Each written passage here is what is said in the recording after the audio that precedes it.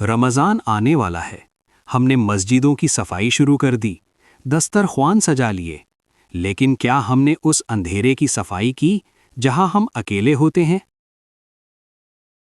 باہر سے ہم سب ولی بن جاتے ہیں، مگر جب کمرے کا دروازہ بند ہوتا ہے، موبائل سکرین آن ہوتی ہے اور کوئی دیکھنے والا نہیں ہوتا، تب ہماری اصلیت سامنے آتی ہے۔ یاد رکھنا، تمہاری اصلیت وہ نہیں جو تم مجمع میں ہو، تمہاری اصلیت وہ ہے جو تم تنہائی میں ہو۔ ایک پرانا واقعہ یاد آتا ہے۔ ایک شخص نے اپنے استاد سے پوچھا، حضرت میں سب کے سامنے تو گناہ سے بچ جاتا ہوں، مگر جب اکیلا ہوتا ہوں تو میرا نفس مجھ پر حاوی ہو جاتا ہے، میں ہار جاتا ہوں۔ استاد نے مسکرا کر کہا، بیٹا، تم نے کبھی سوچا ہے کہ تم اندھیرے میں گناہ کیوں کرتے ہو؟ اس لیے نہیں کہ وہاں کوئی دیکھنے والا نہیں، بلکہ اس لیے کہ وہاں تم نے اللہ کو سب سے کمزور دیکھنے والا سمجھ لیا ہے۔ نعوذ باللہ۔ یہ جملہ اس شخص کے دل پر ہتھوڑے کی طرح لگا۔ ہم انسان بھی کتنے عجیب ہیں۔ اگر کوئی چھوٹا بچہ بھی کمرے میں آ جائے تو ہم وہ گناہ چھوڑ دیتے ہیں۔ ہمیں اس بچے کی نظر کا تو ڈر ہے، مگر اس رب کا ڈر نہیں جس نے اس بچے کو بھی پیدا کیا اور تمہیں بھی۔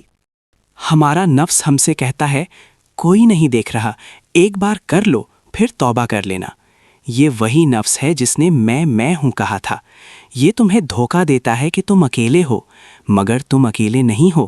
فرشتے لکھ رہے ہیں، تمہارا موبائل گواہ بن رہا ہے، اور تمہارا رب تمہاری رگے جان سے زیادہ قریب دیکھ رہا ہے۔ تنہائی کا گناہ انسان کی عبادت کی مٹھاس چھین لیتا ہے۔ کیا وجہ ہے کہ ہم نماز تو پڑھتے ہیں مگر رونا نہیں آتا؟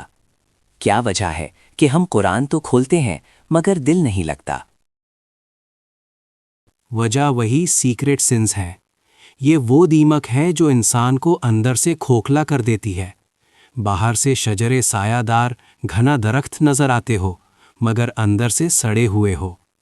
رمضان کا مہینہ اس لیے نہیں آیا کہ تم صرف دن میں پانی نہ پیو، وہ اس لیے آیا ہے تاکہ تم اندھیرے میں بھی اس رب کی حضوری، پریزنس محسوس کر سکو، جو دن میں بھوک لگواتا ہے اور رات میں تمہیں۔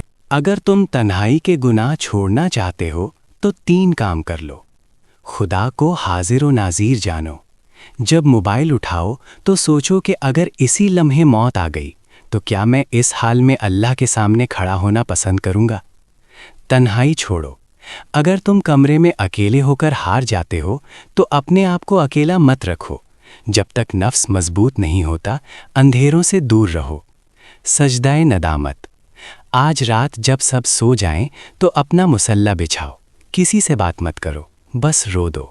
اللہ سے کہو، یا اللہ، میں تھک گیا ہوں اس ڈبل لائف سے، میں تھک گیا ہوں باہر سے نیک اور اندر سے گناہگار بن کر، مجھے پاک کر دے۔ اللہ کو وہ بندہ بہت پسند ہے جو گناہ کرنے کی طاقت رکھتا ہو، موقع بھی ہو، اندھیرا بھی ہو، مگر وہ صرف اس لیے رک جائے کہ میرا رب دوستو، آج کی یہ بات کسی کو سنانے کے لیے نہیں تھی، بلکہ اپنے آپ کو جگانے کے لیے تھی۔ ہم سب مسافر ہیں، اور پتہ نہیں اگلا رمضان ہماری زندگی میں آئے گا یا نہیں۔ اندھیرے میں کیا گیا گناہ آپ کو اللہ سے دور کر دیتا ہے، مگر اندھیرے میں بہایا گیا ایک آنسو آپ کو اللہ کے سب سے قریب کر دیتا ہے۔